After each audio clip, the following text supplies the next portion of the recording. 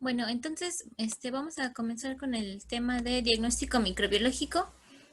Bueno, entonces tenemos que, para que nosotros podamos identificar el tipo de bacteria que tenemos en una determinada patología, eh, o incluso como parte de nuestra microbiota normal, ya sea para fines clínicos o de investigación o estudios de tipo epidemiológico, vamos a tratar de utilizar diferentes pruebas diagnósticas para poder identificar el tipo de bacteria que tenemos en un momento dado, ¿sí?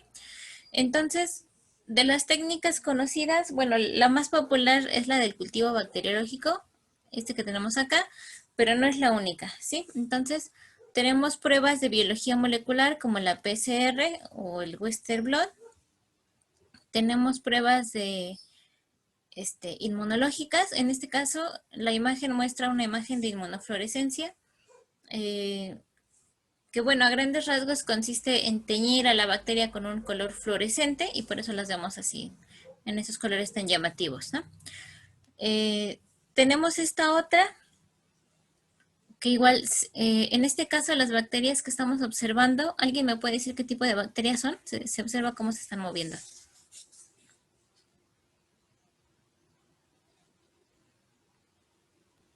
¿Serían cocos? Mm, no, bueno, los cocos son los de la inmunofluorescencia, los que tenemos arriba, que sí son diplococos y estreptococos, están en cadena.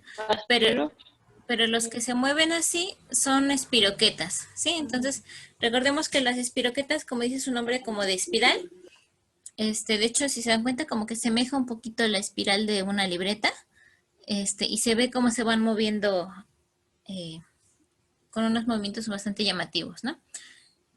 Eh, entonces, también tenemos acá la tensión de Ciel-Nielsen, que se va a identificar se va a utilizar sobre todo para bacterias del género Mycobacterium, como Mycobacterium tuberculosis. O sea, si sospechamos que mi paciente tiene tuberculosis, que lo veo que tose con sangre y tiene una sintomatología característica, bueno, le hago esta prueba y así se deberían de ver los bacilos.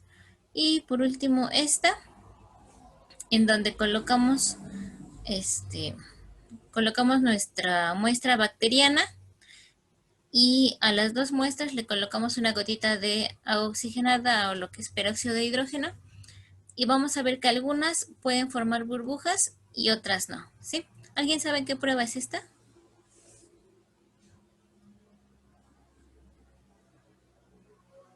Bueno, se las digo, la vamos a ver más adelante. Esta es la prueba de la catalasa, ¿sí?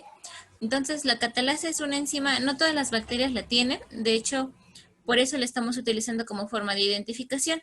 Si la tienen, como en el caso de la laminilla B, podríamos decir que es una bacteria catalasa positivo y esto es muy indicativo de estafilococos, ¿sí? Si no vemos esas burbujas, pues nos indica que es una bacteria catalasa negativa, ¿sí? Entonces, son solamente algunos de los ejemplos de los métodos diagnósticos que hay, son muchos más, pero entonces quiere decir que, bueno, si nosotros nos preguntamos cuál es el mejor o cuál utilizo entonces, bueno, eso va a depender de las propiedades típicas de la bacteria. Por ejemplo, estas espiroquetas, pues como se están moviendo, vamos a preferir observar en microscopía de campo oscuro, técnicas más o menos así. Esta tinción va a ser exclusiva para lo que le mencionaba, para bacterias alcohol ácido resistentes, que casi son micobacterias, ¿no? Y así con las demás, o sea, cada una de las técnicas van a tener sus aplicaciones y así también sus ventajas y desventajas. Algunas son muy buenas, por ejemplo, las de biología molecular son como que de las más precisas, las más exactas, pero tienen como desventaja que son súper caras, ¿no? Entonces, para que te las puedan hacer, pues estaría en chino. También mencionábamos esto de que está la microscopía electrónica, pero difícilmente vas a ver que se utiliza para fines clínicos porque es súper cara, ¿no? Entonces, la microscopía electrónica, podemos ver bacterias con microscopía electrónico, pero eso aplica más para investigación, ¿sí?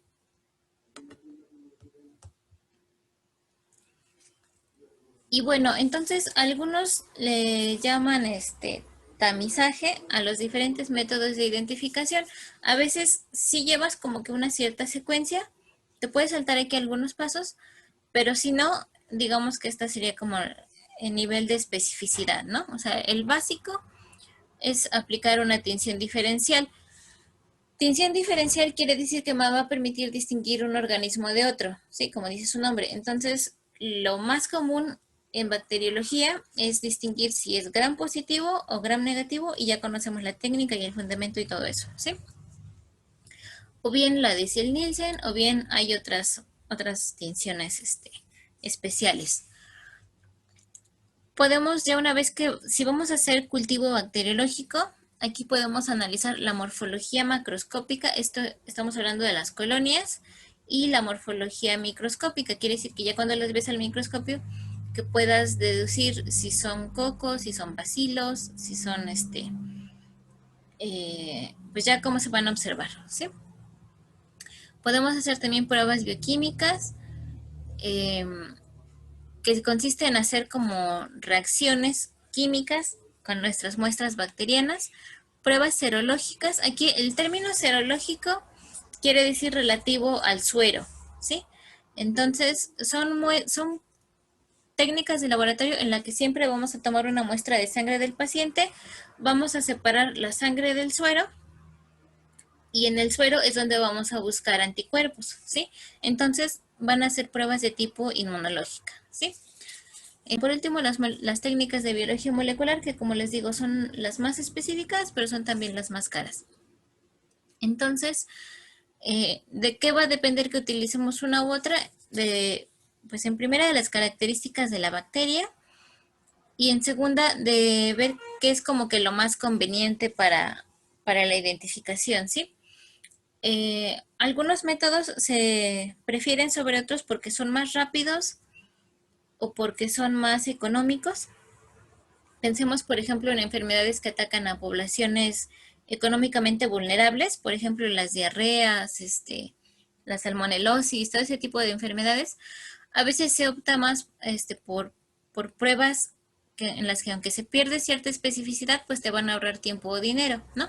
Entonces, como que tiene que haber un balance de todos estos elementos al momento de elegir la mejor técnica, ¿sí? Obviamente también que eso no interfiera drásticamente en la calidad, ¿no? Porque si yo voy a pedir una prueba que es barata, pero que me va a dar información muy escasa o con mucho margen de error, pues no me va a servir mucho, ¿no? Entonces, les digo, cuesta trabajo como que buscar un balance, pero bueno, vamos a identificar entonces como que las técnicas más aptas. Por eso, ahorita que les dejé la tarea de investigar, pues una de las preguntas era, bueno, para la bacteria que te tocó investigar, ¿cuál sería como que el método de diagnóstico de elección? ¿Sí? Y entonces cuando dices, ¿cuál es el método de diagnóstico de elección?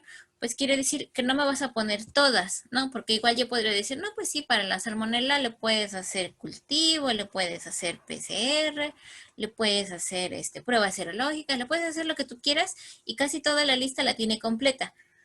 Pero no quiere decir que todas las vas a hacer, ¿no? Entonces, lo más recomendable entonces para salmonelosis, a lo mejor un cultivo de heces y sería como que lo más básico, ¿sí?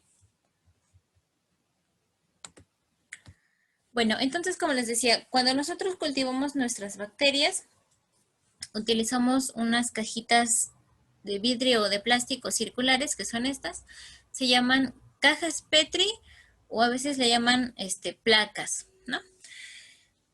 Entonces, las placas Petri tienen la ventaja de que como son transparentes, pues permiten visualizar lo que tenemos ahí adentro, ¿sí?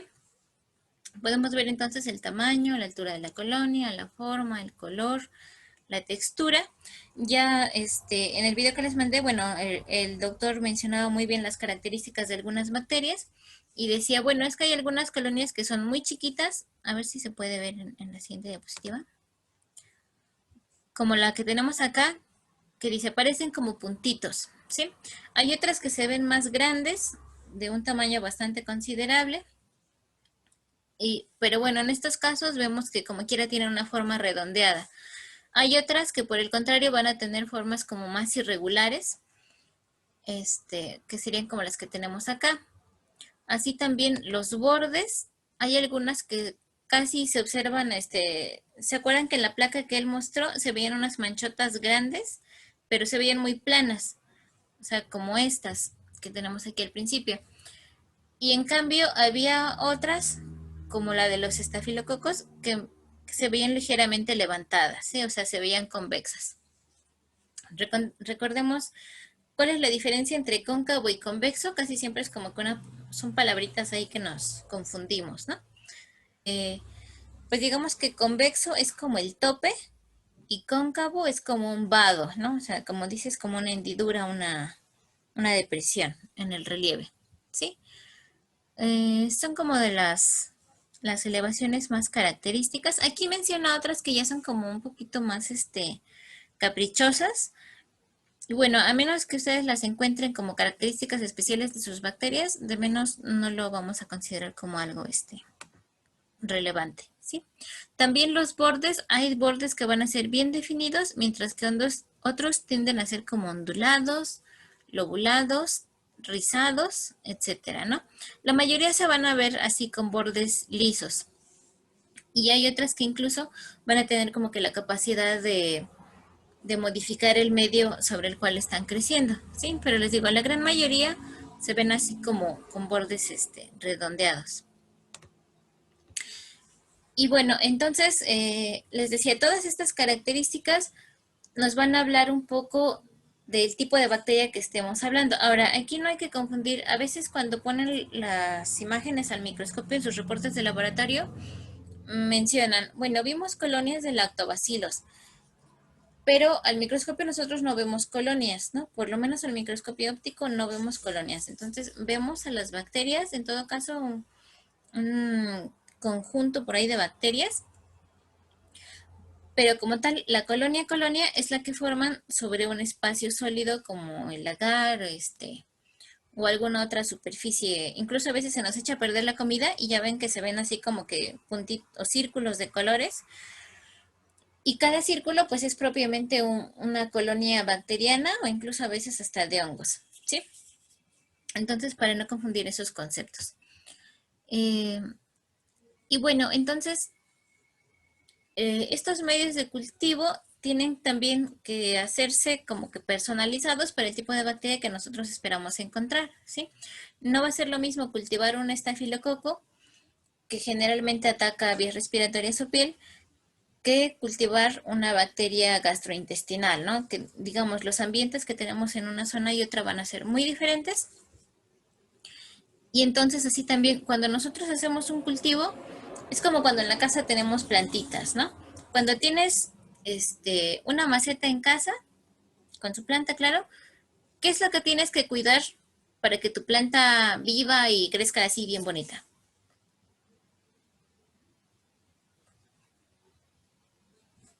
Flor. Doctora, no está porque me comentó que tenía problemas con su internet desde hace rato. Ah, ok. Sí, la vi que entró hace un rato, pero creo que salió. Bueno, Michelle. Pues hay que cuidar más que nada, pues lo que es la tierra, ¿no? En donde está la planta.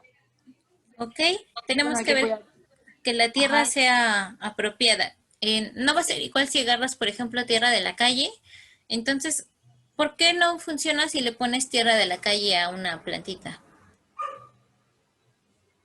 Porque no tiene los nutrientes necesarios que necesita la planta. Exacto. Entonces, necesitamos que nuestro sustrato, o sea, nuestro medio donde va a crecer este organismo, tenga los nutrientes esenciales para poder crecer, ¿no? Esto va a depender de la bacteria. Por ejemplo, con las plantitas, pues casi siempre necesitamos que tenga nitrógeno o magnesio, casi todas. Con las bacterias también van a tener como que requerimientos básicos, así en general toda bacteria tiene lo que le llaman nutrientes como indispensables, ¿no? Casi todas necesitan aminoácidos o proteínas, pero hay algunas que van a ser un poquito más quisquillosas, ¿no? Así como las plantas, que ves que a veces te compras tu planta de ornato y apenas la descuidas un día y ya se te murió, ¿no? Entonces aquí también hay bacterias que son muy delicadas y van a necesitar más nutrientes que otras, ¿no? Bueno, eso es con respecto a la tierra. ¿Qué otra cosa necesita mi planta? Ahorita estamos con la planta. ¿Qué necesita de mi planta para crecer? Agua. Ok, Todo agua. ambiente que se encuentre, ¿Qué, perdón? todo ambiente en el que se encuentre. El ambiente. Por mm, ejemplo, unas plantas que crecen o se desarrollan más en un estado, en un ambiente cálido ok. y otras. Ok, entonces los vamos a ir anotando en el chat porque si no se me van a olvidar y son puntos importantes. Entonces, ya dijeron los nutrientes, el soporte. La tierra también representa un soporte físico donde puedan desarrollarse las bacterias. El agua, todos los organismos necesitamos agua para sobrevivir. En cuanto al ambiente, mencionaban que algunas plantas son de clima cálido, otras son de clima más templado o frío. Entonces, ahí estamos hablando de la temperatura ambiental. ¿Ok? ¿Qué más?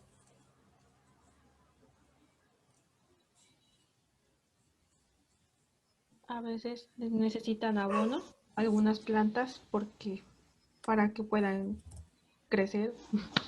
Ok, le vamos a poner aquí como nutrientes especiales, sobre todo para bacterias exigentes, ¿no? Para organismos exigentes en general, ¿no? Eh, ¿Algo más? Bueno, se podría decir que el calor del sol, bueno, ¿cómo se podría decir? Ujú. Las vitaminas del sol. El espacio, ¿no? Porque O- a veces las ponen en un espacio reducido, entonces no pueden crecer bien. ok, sí, bueno, lo del espacio ya lo habíamos contemplado aquí en la parte del soporte físico. Sí, es cierto que llega un momento en el que igual si tú tienes una cajita Petri con bacterias ya añejas, este, se acaban ellas solitas los nutrientes, ya no tienen dónde crecer y se empiezan a morir, ¿no? Y en cuanto a la energía solar, sí, también hay bacterias fotosintéticas, igual que las plantas, aunque en este caso, como estamos hablando de bacterias que están, pues que sobre todo que son de interés clínico, aquí el sol no nos va a interferir mucho, ¿no? Otras condiciones indispensables que hay que revisar en el laboratorio serían el pH del medio, aunque ya casi todos los medios de cultivo comprados ya lo manejan así como que por default ya tienen esa regulación de pH. Este, la cantidad de oxígeno.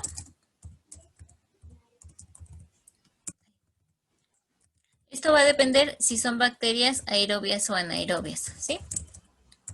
Ay, ya no voy a escribir. Eh, ¿Cuáles son las bacterias aerobias? Las que necesitan del oxígeno. ¿Ok? Y las contrarias serían las anaerobias, las que no lo necesitan, ¿sí?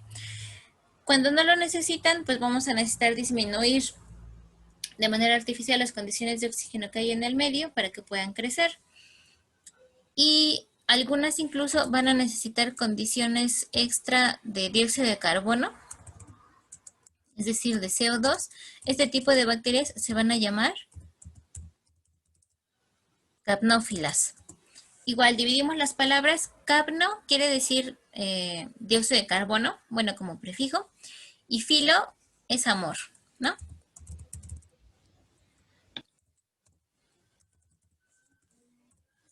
Obviamente aquí no lo vamos a traducir así como amor, que vamos que no podemos considerar que las bacterias tengan ese tipo de sentimientos, y menos el dióxido de carbono, pero sí lo podemos traducir entonces como afinidad.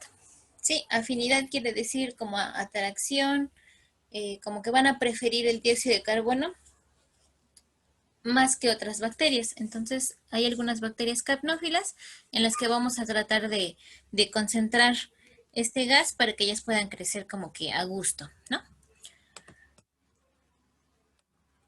Ok, y entonces estábamos hablando del sustrato, el medio en el cual van a crecer. Este se puede clasificar en tres tipos, que sería el líquido, sólido y semisólido. Entonces, Esta sería una forma de clasificar a los medios de cultivo de acuerdo a su consistencia. Más adelante vamos a ver que también se pueden clasificar de acuerdo a su uso o aplicación, ¿sí? Entonces, en cuanto a los medios de cultivo líquidos, se les llama también caldos, ¿sí? Y como su nombre lo dice, pues es casi como cuando haces un caldo de Nor Suiza. Incluso, si vamos al laboratorio y tuviéramos oportunidad de hacer un medio de cultivo, entras al laboratorio y te llega un olor así como caldo de pollo, ¿no?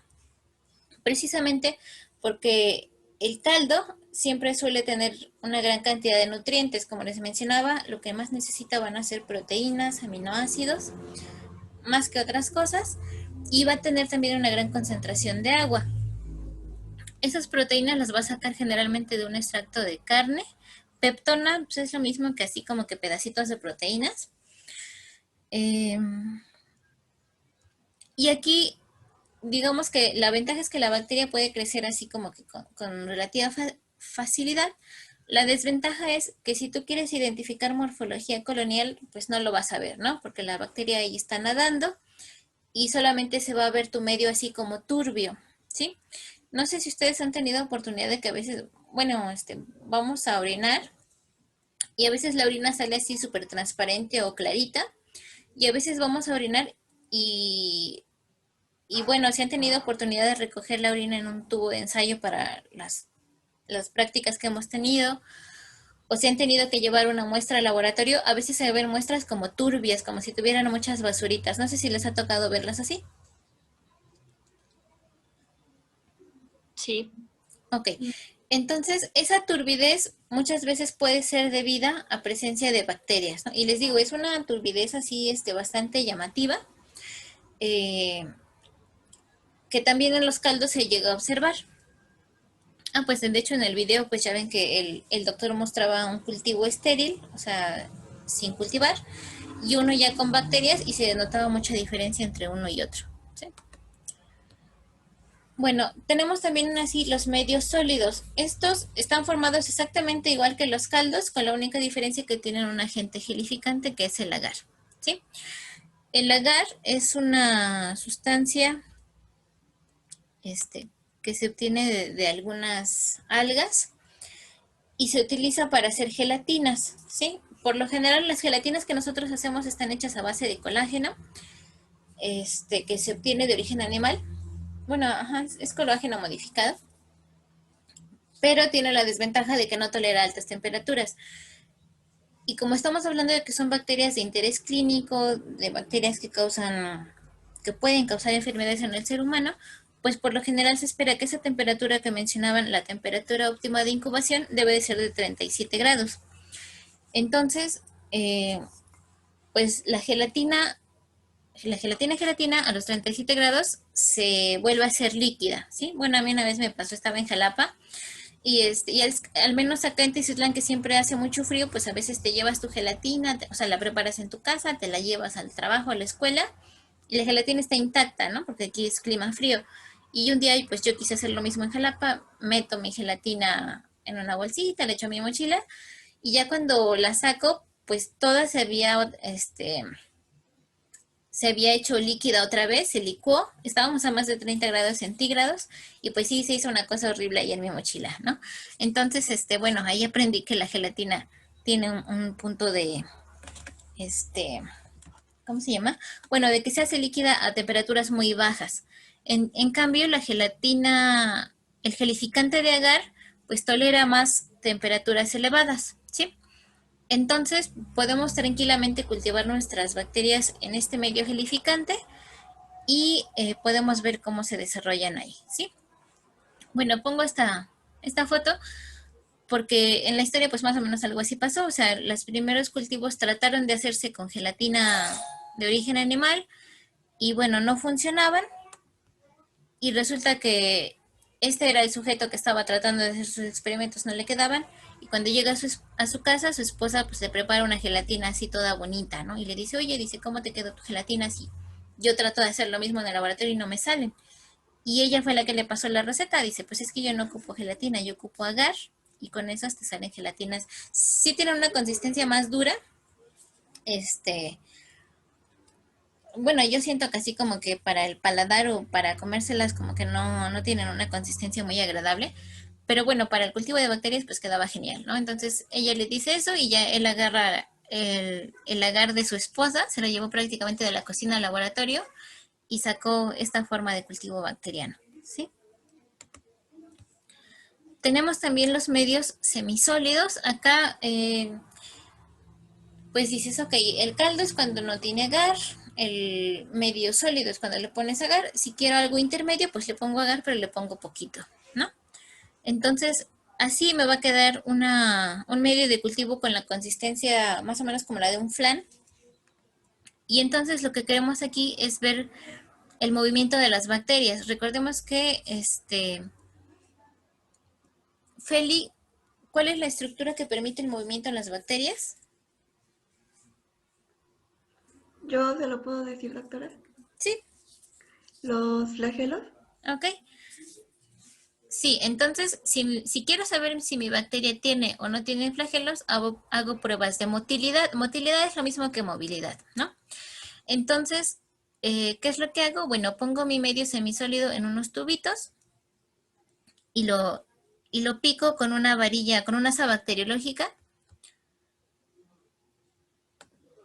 y la dejo incubar, ¿sí? Entonces, a la derecha vemos una bacteria que no se mueve, es una Klebsiella.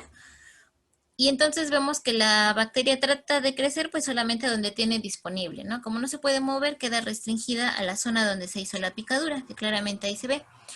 Las bacterias que no se pueden mover, perdón, las que sí se pueden mover, pues como tienen sus flagelos, pueden nadar a libertad y por eso vemos que el medio se hace así como turbio, ¿no? Como el que tenemos aquí en la izquierda. Esta sería una Escherichia coli, ¿sí? Aquí, sobre todo para quien le toca exponer, que creo que no está ahorita, se escribe Escherichia, pero se pronuncia Escherichia como si fueran Ks, ¿sí? Estas ches siempre suenan como Ks. Y bueno, los medios también se pueden clasificar de acuerdo a sus usos. Entonces, vamos a tener medios comunes, que les decía, es como el kit básico, lo mínimo que necesitas para que crezca una bacteria, pero estamos hablando de que tienen que ser bacterias que no sean muy exigentes, ¿sí? ¿Como cuáles? Como la misma Escherichia coli de hace un rato. El más representativo aquí sería el agar nutritivo, que bueno, aunque el nombre dice que es nutritivo, pues es como que el nutritivo básico, ¿no? Tiene, como les decía, tiene aminoácidos, tiene cloruro de sodio. Aquí lo que estamos tratando también de controlar y que nos faltó mencionar hace un rato es la osmolaridad. Recordemos que en medios altamente salados, pues los organismos tampoco se pueden desarrollar, ¿no? ¿Por qué no se puede desarrollar un microorganismo en un ambiente altamente salado?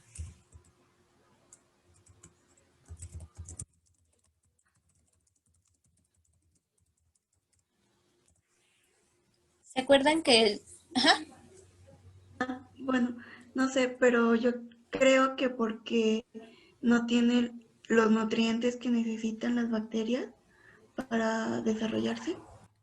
mm, no, eso va más relacionado con las de arriba, la triptona y la peptona. ¿Se acuerdan que el semestre pasado hicimos un experimento con papas? ¿Y qué le pasaba a la papa cuando la colocábamos en una solución muy salada? Ah, porque la sal funciona como, ¿cómo podría decir? Absorbe el Ajá. agua, Eh, absorbe el agua. Entonces, por eso me imagino que tampoco sirve con bacterias, porque les quita el agua que estas tienen adentro y me parece que, o sea, hace que se deshidrate la bacteria ah, bueno, no permita que crezca. Ok, entonces si nos pasamos de sal, la bacteria se deshidrata y se muere, ¿no? De hecho, cuando salamos el pescado, ya ven que a veces, o la cecina, que son como métodos de conservación de alimentos, se salan precisamente con esa intención de que las bacterias no puedan crecer ahí, porque estamos modificando la osmolaridad del medio, ¿sí?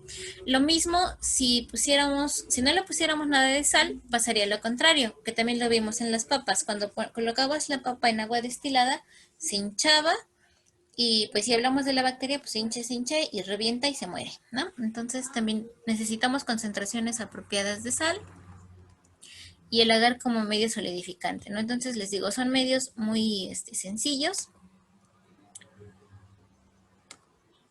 También vamos a tener los medios enriquecidos. Ahora sí, como dice aquí su nombre, van a tener nutrientes adicionales, ¿sí?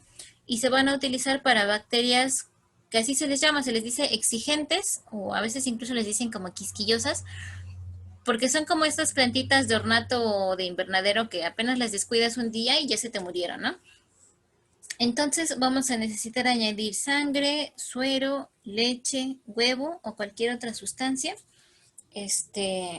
para que se puedan desarrollar. De hecho, estaba la opción de hacer cultivos bacterianos caseros, pero honestamente no lo veo muy viable, sobre todo por la seguridad, ¿no? Porque vamos a estar cultivando bacterias en la cocina y pues si tenemos hermanitos, primitos o incluso alguien que no se dé cuenta así de lo que estamos haciendo, nos podríamos contaminar, ¿no? Pero sí, de hecho podemos hacer un medio de cultivo sin necesidad de comprarlo. Entonces, pues haces tu caldito de pollo de Nor Suiza. Si quieres para que te quede más, más enriquecido, le pones hígado, le pones alguna víscera, sesos del corazón y van a crecer con mayor facilidad algunas bacterias, ¿sí? Obviamente todo en ambientes de esterilidad, si no también no funciona, ¿sí? Pero pues sí, si se dan cuenta, muchos de estos medios de enriquecimiento los encontramos en la cocina. ¿Qué tipo de bacterias pueden crecer aquí? De las que les tocaron, nadie encontró así que digas, ¿mi bacteria crece en este medio?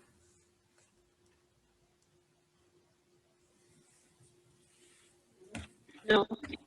¿No? Bueno, de hecho, como mencionaba en el video, si crece en el básico, en el medio nutritivo, seguro que crece aquí. Ya ahí dependería de decir, bueno, ¿por qué también lo quiero hacer que crezca en este medio de cultivo? ¿Sí? Aparte por ejemplo, el agar sangre, aparte de ser un medio de enriquecimiento, también es un medio diferencial, que creo que es el que sigue. No, el que sigue es selectivo. Ok, entonces los medios selectivos, como dice su nombre, van a tener como que cierta preferencia por un tipo particular de microorganismo, mientras que van a inhibir el desarrollo de otros. Estos van a ser muy importantes, sobre todo en estomatología. Por ejemplo, en la cavidad oral sabemos que tenemos más de 400 especies bacterianas. Y si tú quieres a fuerza cultivar tu Streptococcus mutans, pues va a ser muy difícil que lo puedas distinguir de otros estreptococos, de algunos estafilococos, de algunos diplococos, etcétera, ¿no? Entonces, si yo no quiero que crezcan bacterias que no me interesan, pues voy a meterle antibióticos que las ataquen a ellas y no a mi bacteria de interés. ¿Sí? Entonces, en eso consiste el uso de medios selectivos.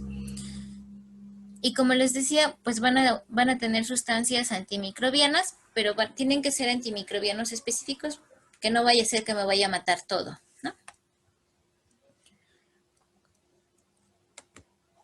Y así también algunas, pues lo que tratan de hacer es acabar con los hongos. Ok, por último, en cuanto a los tipos de medios de cultivo, vamos a tener los medios diferenciales. Estos van a poder distinguir de una manera fácilmente visible algunas diferencias bioquímicas entre las bacterias, ¿sí? Como sabemos, hay bacterias que son fermentativas y otras no fermentativas. Entonces, cuando una bacteria es fermentativa, generalmente produce como resultado de su fermentación ácido láctico y esto pues disminuye el pH, ¿sí? Entonces, no sé si se acuerdan de las prácticas que hacíamos de pH, que utilizábamos agua de col, ¿sí se acuerdan de esa práctica? Sí. Ok, entonces, así como veíamos que el agua de col cambiaba de color según le añadieras ácidos o bases, en el medio de cultivo también se le pone un indicador de color y es el mismo principio. Si el pH disminuye, en este caso por acción bacteriana, el medio va a cambiar de color, ¿sí? Entonces aquí tenemos un ejemplo. Si la bacteria no fermenta el medio de cultivo, el medio se queda amarillo, ¿sí? Pero si fermenta porque fermenta la lactosa, el medio va a cambiar a rosado. Entonces aquí colocaron dos tipos de bacterias en un mismo medio y pues se nota claramente la diferencia entre estas dos regiones, ¿sí? Y bueno, así también vamos a tener medios de multiplicación. Estos, como les decía, son nada más caldos, son también medios muy enriquecidos y me van a servir nada más cuando yo quiero aumentar el tamaño de mi muestra. A veces recogemos muestras que son así muy, muy pequeñitas y que dices, eso no me va a servir para nada. Entonces, primero lo cultivas en un caldo nada más como para que se multipliquen. Vemos aquí la turbidez que les mencionaba y ahora sí que ya son varias, ya las puedes manejar con más facilidad, ¿sí? Medios de transporte, estos se utilizan mucho, por ejemplo, si ustedes se han hecho un cultivo aquí en la región, casi no tenemos laboratorios de bacteriología, entonces lo que hacen es que recogen la muestra en estos tubitos, los mandan directo a Puebla y en estos tubitos que tienen medios como conservantes de bacterias, evita que tus bacterias se mueran antes de que lleguen para que se pueda hacer su análisis, ¿no? El medio más importante aquí es el de Stuart Amis, para que lo recuerden. Se nos acabó el tiempo, entonces continuamos mañana. Si tienen dudas, igual ya saben. ¿Podrías regresar al anterior? Sí, es. Ya. Okay.